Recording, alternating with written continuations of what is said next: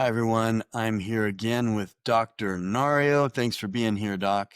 Hi, Steve. Thank you for having me again. Always a pleasure. All right, so we're going to talk about something we talk a lot about, anti-aging. And you brought up a couple things that are factors as far as aging. hmm So you said mold. I think you said mold. So how does mold have to do with this? So, when we talk about mold, again, it's something that's like out of left field, right? But let's make a correlation here because I am a mold specialist. So, when we think of aging, we usually focus on visible changes, so wrinkles, fatigue, slowing down of the metabolism. But what if one of the biggest accelerators of aging isn't visible at all? What if it's lurking silently in your homes, offices, and even our bodies? And today we'll solve a healthy mystery how mold and mycotoxins can sabotage our vitality, speeds up aging, and how we can take steps to reverse the process. The thing here is mold is isn't just about musty basements or allergy flare-ups. These are what we call molds that are producing toxins called mycotoxins. These are microscopic poisons that can damage cells, disrupt hormones, and ignite chronic inflammation. Think of inflammation as rust in your body's wiring. So just like rust ages a car, right? Or chronic inflammation caused by mold accelerates cellular damage, wearing down tissues, organs, and even your brain.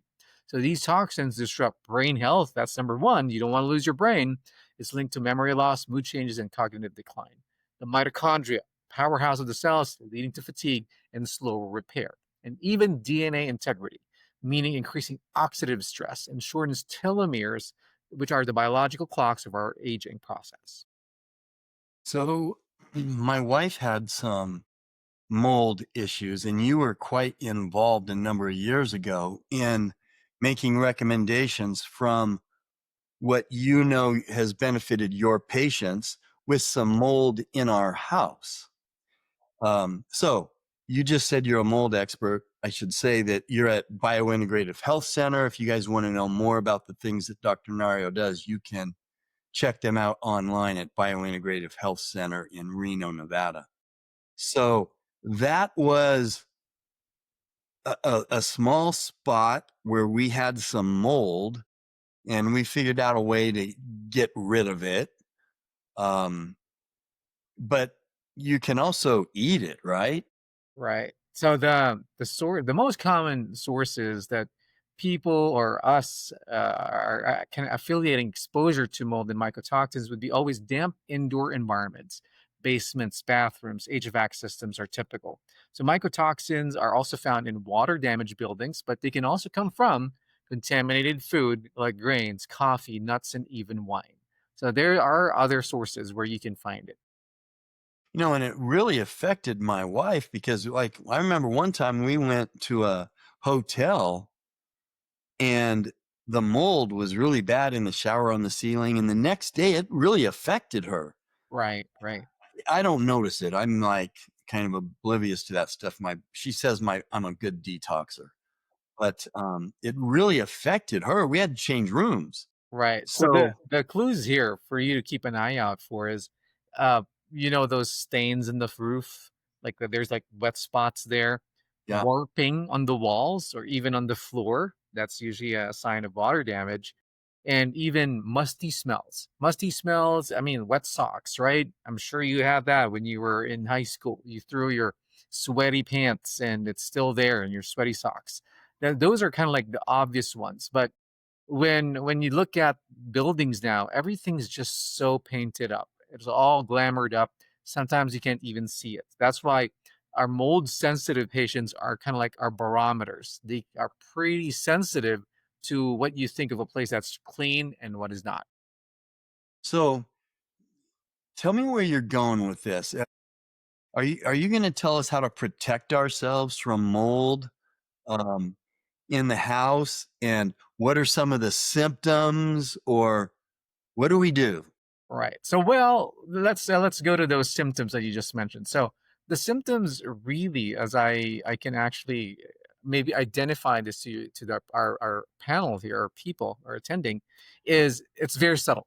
the symptoms, you probably will mistake it for other conditions or other diseases as well. Persistent fatigue or brain fog, unexplained weight gain, hormone imbalance, frequent sinus infections or respiratory issues, feeling worse in certain buildings or rooms. So, if several symptoms overlap, testing for mold exposure now becomes critical. So, when you talk about symptoms, it's hard.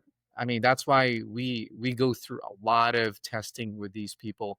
And also, you have to remember the patient is not only your patient. The patient is also the house that they live in or the structure where it's coming from. That's why it becomes a little bit more of a challenge. So those are the symptoms. And this is airborne, right? I mean, It is. you It is can't there. see the mold so often. It Oh, might be into the paint or, right. or you don't notice it. So this is airborne and people are breathing it, right? And look, it affects some people way more than others, right? That's true. So there are And it some. doesn't affect me, but my wife, it'll flat back her. Right. So there are genetic predispositions for this. So that's why you're saying that a good example for you, I have a household that husband is the only one who's not affected by this, or maybe another kid, but majority of the household is affected. Why? Because these genetics can be passed on to these specific children. And that's why it doesn't mean that if a family is living in a house and they're not manifesting these specific symptoms, that is not a mold infested home. It could only be affecting people who are actually genetically predisposed to it. So we definitely need to do thorough workup on this. Maybe you, as your example, you don't have the gene, and maybe your wife does have it as well. Right. So could you just, because I want to make sure people understand that this could be an issue. Can you go over those symptoms again real quick? All right. So the four ones would be well, persistence of fatigue, and then second one is brain fog, unexplained weight gain, and then hormone imbalance. I mean, this is an outlier, frequent sinus infections. So this is more isolated. The ones that I mentioned are more systemic. So frequent sinus infections or respiratory issues or lung, like exacerbation of asthma. And this is the barometer that I was telling you, feeling worse in certain buildings or rooms where mold is present. That could be a key right there because those symptoms can go along with a lot of things like your hormones being off. Um, but, and so, I mean, I know you deal with this a lot, but people could be going down these rabbit trails thinking it's this when it's mold, right? And then that's why in my experience, as I see mold patients, it's kind of like the last. I mean, I don't want to say it's the last resort type of diagnoses because I want to rule out other easier problems to fix. Because when you're talking about mold illness, now you're talking about two patients, the home or the structure where it's coming from and the patient. So the more patients you have, the more of a juggling act you need to do. And I'm not a home specialist. That's why I need to refer these people to a specialist of that side because I don't know how to look for it. I know the basics, but not really the in-depth part of that. Well, one way that you helped us is by your patients, just experience the, so many of them tried this and that didn't really work and it Mhm. wasn't cost effective. Right. That's just from asking questions of your patients. And we found another way that did work. And fortunately, we didn't have to tear our house down. Right. Right. We found another way that killed the mold in the shower, and we had a window that had some leaking that But yeah, built mold over the years. And so I mean, it was quite the endeavor, but we were able to kill the mold. true. And you were very helpful with that. Yeah. So, Thank you. and then, so that's your first patient is the home Home? and getting the mold out of the home. And the second one is getting the mold out of the person. That is right. How do Mhm. you do that? So there are different ways in how we do this. So when again, how you how do you remove it is basically there's so many different ways on how you do that. But you mentioned a while ago before we started recording, glutathione. Glutathione is one of the bigger stimulators of your liver to start detoxifying yourself. The thing there is not everyone will respond best with glutathione. There are some people who are I guess, reactive to it, very sensitive to that, and there are some mycotoxins that does not respond well to glutathione that can make it even worse. But in general, binders also are good. Glutathione, so, but binders, you won't go wrong with that. These are activated charcoal, for example, and even fulvic and fumic acid. These you can take orally, and even okra, that's a natural one to bind.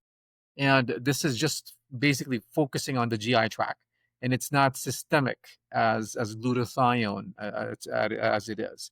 So that's why when you try to remove, you have to always remove the patient from exposure, because if you remove and you're still putting stuff in, you're basically just putting trash back in the can, and it's just going into a bad spiral and a bad cycle. So use air filtration, for example, clean the air and identify mold sources. As you mentioned, your house, right? You found it in your bathroom. And also, you have to remember mitochondria. As I mentioned to you, the powerhouse. This is why the fatigue is so prominent in these patients, because they're so depleted in the mitochondria department. So nutrients such as CoQ10, NAD, and other antioxidants helps in this venture. Yeah, I do glutathione. We talked about it before we turned this on. I do a glutathione injection uh, in my home at least once a week. And also, every time I'm in the clinic up in Reno, biointegrative, I always do a glutathione IV, max dose, which I think, what, 200 milligrams, right? A higher, a I thousand mean, milligrams. 2,000, 2,000. 1,000 to 2,000 would be a high So I dose. always do a 2,000 milligram IV of glutathione every time I go there.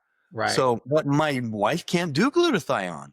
She can't. She's got some gene or something, and Hmm. her body cannot tolerate even a little bit of glutathione. So it Right. makes it harder. That's correct. Okay. So that's something to help get the mold out of the body. And you said she does use charcoal and some binders and stuff, which helps. And I think she's really got the mold out Hmm. of her body now. That's not one of her issues now. Right. Uh, Right. Which is but good. that took time for her. And it never bothered me because I'm a good detoxer and I can blast glutathione and Hmm. NAC, which is a glutathione precursor, right? Right, right. Yeah. So there's so many out there. I mean, we even have prescription versions of binders, such as Welcol, cholestyramine. Those are prescription already. I mean, I use that also in really bad cases, but for the ones who has basically pretty light exposure, these natural ones already are effective, and it's even safer to use compared to the prescription ones. But again, you definitely need to have a professional to decide where your level is in terms of exposure. Because in the anti-aging world, if we're focused on anti-aging, we definitely want to make sure that we check all the boxes here.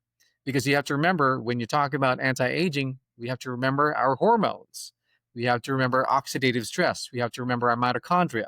So we're just not focusing on removing the mold.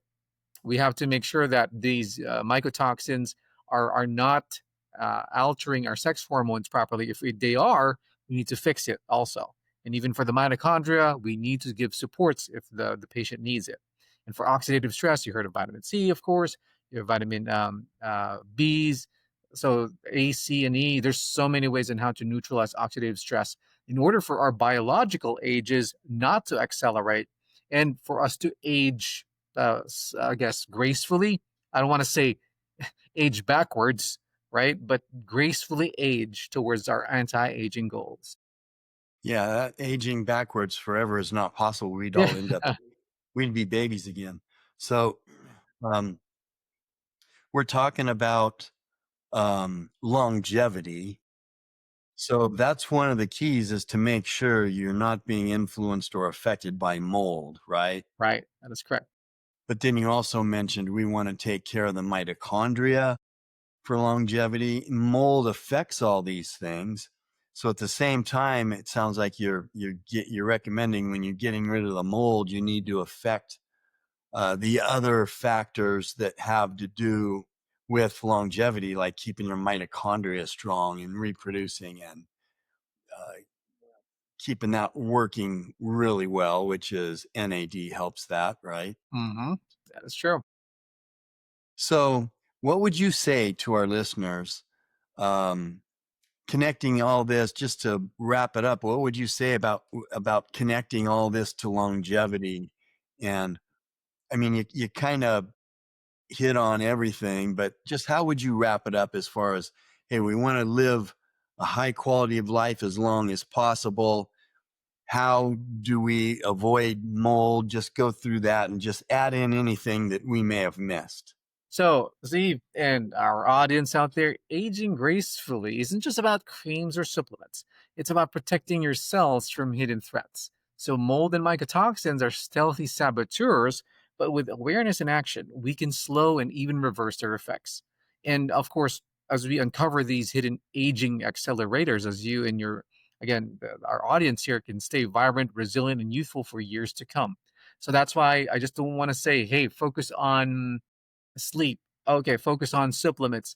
There are other things in our environment that we have to look at, and sometimes we overlook sometimes just because we're not aware of it. Now we are educated about these specific factors such as mold and mycotoxins, so our radars can be up and we would know what to do when we encounter.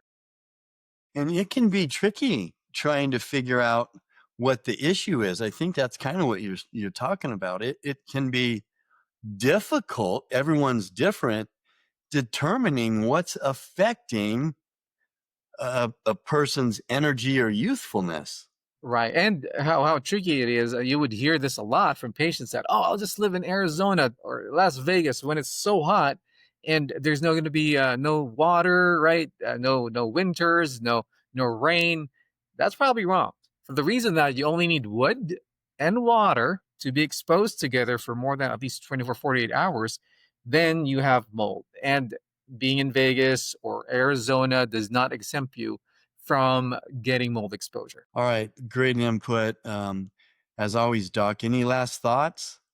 Yeah, again, as I tell everybody that anti-aging is not only about the body, meaning our hormones, our blood panels to be correct. We just have to make sure that I'm talking about mold. There's even Lyme's disease. People who likes to camp, you get exposed to amoeba when you drink the water there. So we have to always get out of the box, meaning not ourselves only. We know we like to exercise, but look at the environmental threats that we have in order for us. I mean, even smoke from a muffler actually gives you, that's another discussion overall, like lead exposure, right, and gas exposure. So external factors of accelerated aging is something we have to be aware about, and we also have to be cautious about in terms of our goals of definitely lowering down the speed of aging. Okay. If you guys are interested in our weight loss program, use the QR code on the screen. If you're interested in interviews with doctors, nutritionists, and personal trainers, subscribe to the channel. And as always, Dr. Nario, thanks for being with us. Well, thank you, Steve, for having me. As we all know, that knowledge is power. And thank you for letting me provide you with an edge on longevity and health maintenance, which I call the biological edge or the bio edge.